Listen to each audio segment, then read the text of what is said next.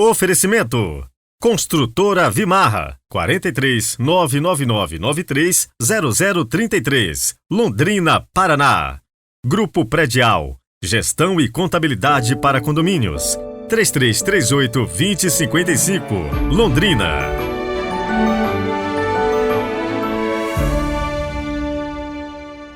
Olá, bom dia, boa semana. Hoje é segunda-feira, 12 de junho de 2023. Estamos aí com nossa viagem programada para São Giovanni Rotondo, a terra do Padre Pio. E você que me faz companhia todos os dias no podcast é meu convidado especial. Então, entre em contato comigo e vamos organizar essa nossa peregrinação. Rezemos juntos!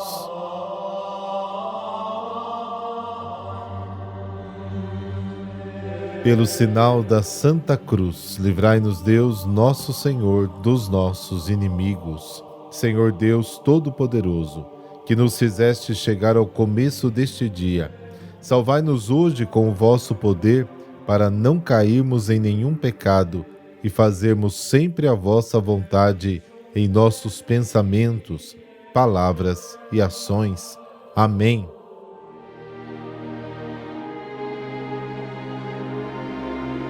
Mateus capítulo 5, versículos de 1 a 12. O Senhor esteja convosco, Ele está no meio de nós. Proclamação do Evangelho de Jesus Cristo segundo Mateus. Glória a vós, Senhor. Naquele tempo, vendo Jesus as multidões, subiu ao monte e sentou-se. Os discípulos aproximaram-se e Jesus começou a ensiná-los. Bem-aventurados os pobres em espírito, porque deles é o reino dos céus. Bem-aventurados os aflitos, porque serão consolados. Bem-aventurados os mansos, porque possuirão a terra. Bem-aventurados os que têm fome e sede de justiça, porque serão saciados. Bem-aventurados os misericordiosos, porque alcançarão misericórdia. Bem-aventurados os puros de coração, porque verão a Deus. Bem-aventurados os que promovem a paz, porque serão chamados filhos de Deus. Bem-aventurados os que são perseguidos por causa da justiça, porque deles é o reino dos céus. Bem-aventurados sois vós quando vos injuriarem e perseguirem, e mentindo disserem todo tipo de mal contra vós por causa de mim. Alegrai-vos e exultai, porque será grande a vossa recompensa nos céus. Do mesmo modo perseguiram os profetas que vieram antes de vós. Palavra da salvação, glória a vós, Senhor.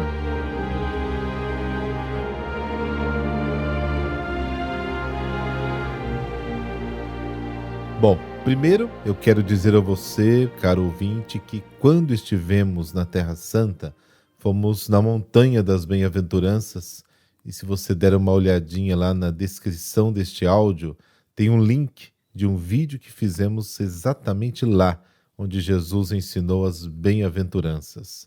Assista!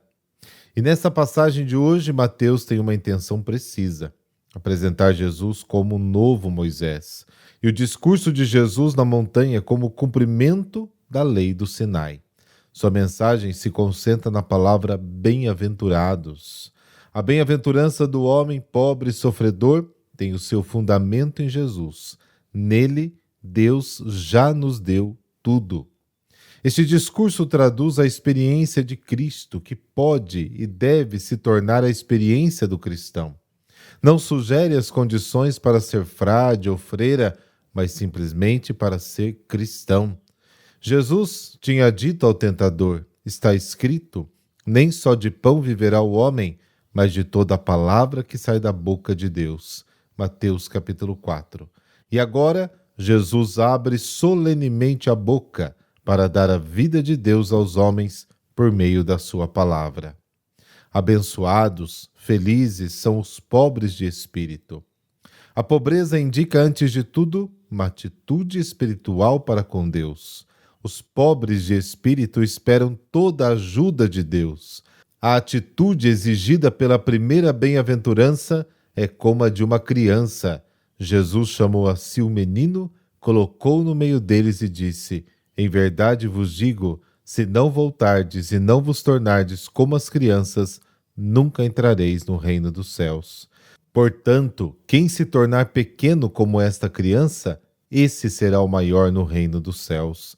Mateus capítulo 18. A bem-aventurança dos pobres de espírito afirma sem equívocos o primado da graça e não das obras. Os pobres de espírito estão desapegados não só dos bens materiais, que são os menos importantes, mas também e sobretudo dos bens superiores, da inteligência e da vontade, das próprias ideias, do próprio modo de sentir. Livre de si mesmo, de suas visões e aspirações humanas, ele está pronto para acolher os bens do reino dos céus. Essa disposição interior é indispensável para quem quer seguir Jesus. A salvação é uma realidade muito grande para ser compreendida apenas pela inteligência humana. Fica de fora quem diz pensar demais e, portanto, de forma inadequada. Por isso, quem não é pobre não pode entrar no reino dos céus. Esta bem-aventurança é a característica da pessoa de Jesus que devemos imitar. Aprendei de mim, que sou pobre e humilde de coração. Mateus capítulo 11. Pobre de espírito não se nasce, mas se torna, lutando contra as aspirações instintivas, exatamente a dos sentidos, as exigências da inteligência e as incompreensões dos outros. O verdadeiro pobre não é aquele a quem Deus humilhou, mas aquele que se humilhou com o amor de uma criança. A vida do pobre se caracteriza pela obediência, pela submissão, pelo abandono, pelo silêncio. A pobreza do Evangelho apresenta o ideal religioso e espiritual em sua dupla relação. A Deus se expressa como uma submissão humilde e fiel, e para com o próximo como uma acolhida serena e cordial. Bem-aventurados os que choram.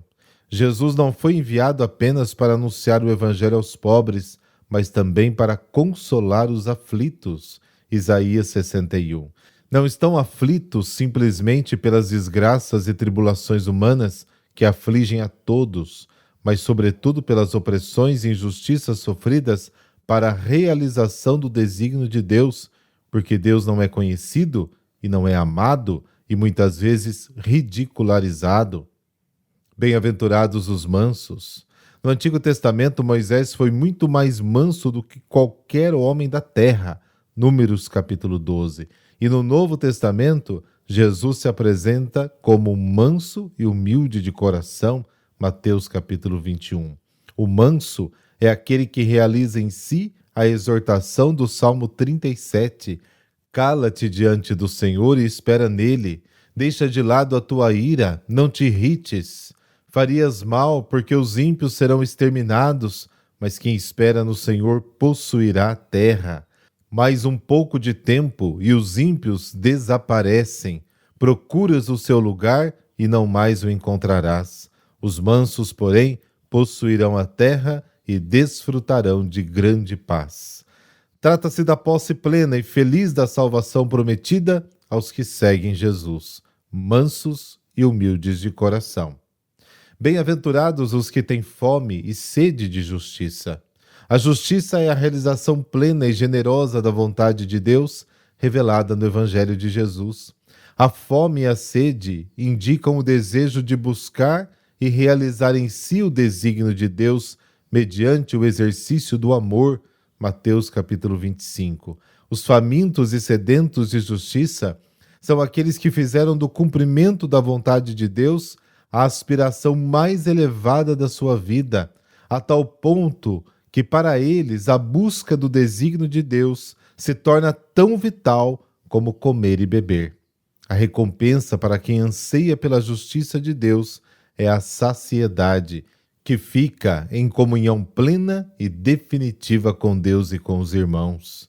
Bem-aventurados os misericordiosos. A primeira e essencial exigência do reino de Deus é a misericórdia ativa, que tem a sua fonte e modelo na ação do próprio Deus. Sede misericordiosos como vosso Pai Celeste é misericordioso. Lucas capítulo 6. O amor misericordioso e benevolente de Deus se manifesta principalmente de duas maneiras. Primeiro, ele perdoa os pecados e resgata e protege os necessitados. Portanto, o justo diante de Deus o imita em sua ação para com o próximo, perdoando as injúrias recebidas e empenhando-se em socorrer generosamente os necessitados. Esta é a condição para encontrar a misericórdia de Deus. Segundo, Mateus apresenta Jesus como a encarnação da bondade compassiva de Deus no modo como age e nas opções que faz a favor dos pecadores e dos necessitados. Bem-aventurados os puros de coração. O coração, como símbolo da interioridade espiritual e moral, designa a dimensão profunda e pessoal da relação religiosa com Deus e com o próximo, em oposição à superficialidade e exterioridade das formas. Os puros de coração são aqueles que sabem acolher o ensinamento de Jesus, a própria pessoa de Jesus. Esta bem-aventurança exige a plena adesão do Evangelho. A visão de Deus prometida aos puros de coração é a salvação definitiva do paraíso, onde verão Deus face a face. 1 Coríntios capítulo 13. Bem-aventurados os pacificadores. Os pacificadores são os continuadores da obra de Jesus, os arautos da mensagem da salvação. A paz é a ausência de toda inimizade, é a presença da graça e da santidade. Só quem vive na paz de Deus pode se tornar instrumento da paz humana. Os pacificadores são os arautos do Evangelho, todos aqueles que trabalham para a vinda do reino de Deus na terra. Merecem o título de filhos de Deus porque são animados pelo mesmo desejo de salvação, empenhados na mesma obra. Só a harmonia e a reconciliação com os irmãos tornam eficaz o culto aceitável a Deus e a oração comunitária. Mateus capítulo 5, 18. O compromisso de trabalhar pela paz entre as pessoas é uma forma concreta de colocar em prática o amor ao próximo. Bem-aventurados os perseguidos. A mensagem da salvação depende da cruz. Quem a anuncia e quem a recebe deve estar disposto a deixar-se ultrajar, caluniar, despojar, crucificar. O sofrimento dos inocentes é um mistério para o qual o homem do Antigo Testamento não conseguia vislumbrar a solução. Sabedoria, capítulo 3. A beatificação da dor que o Novo Testamento reafirma em numerosas ocasiões é um paradoxo que não encontra sua justificação na lógica humana, mas apenas no exemplo e no ensinamento de Jesus. A perseguição é a herança que Jesus deixa aos seus discípulos, o sinal que traz autenticidade ao seu chamado, mas também o caminho para alcançar a felicidade e a glória. O texto toca na mensagem central do cristianismo, a paixão, morte e ressurreição de Cristo. A bem-aventurança e a posse do reino dos céus é a Páscoa da ressurreição do cristão, mas para alcançá-la, ele deve primeiro passar necessariamente pelo sofrimento e pela morte espiritual. A originalidade desta bem-aventurança é constituída pelas motivações que devem qualificar o estilo da perseverança cristã, a assimilação interior ao destino de Cristo, rejeitado e perseguido, Mateus capítulo 10, e a adesão integral e prática à vontade de Deus, concretizada no projeto da vida cristã. A perseguição deveria causar amargura e desânimo, mas produz alegria por ter suportado o sofrimento exigido pela fidelidade à verdade e a Cristo. Os fiéis são convidados a se alegrar no meio da perseguição, porque nele se cumpre o mistério da morte e ressurreição do próprio Jesus, que foi o primeiro a realizar na sua vida esse mistério de doação. Já são proclamados bem-aventurados, felizes, afortunados, em vista da felicidade plena e definitiva que Deus lhes promete. As bem-aventuranças, caro ouvinte, têm o seu modelo e a garantia da sua realização no próprio Jesus Cristo, o pobre e humilde, o simples de coração, rejeitado e perseguido pelos homens, mas reabilitado, glorificado, ressuscitado.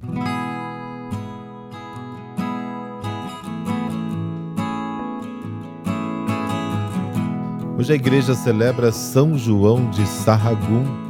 João Gonzales, filho de nobres cristãos, nasceu em 1430 na Espanha.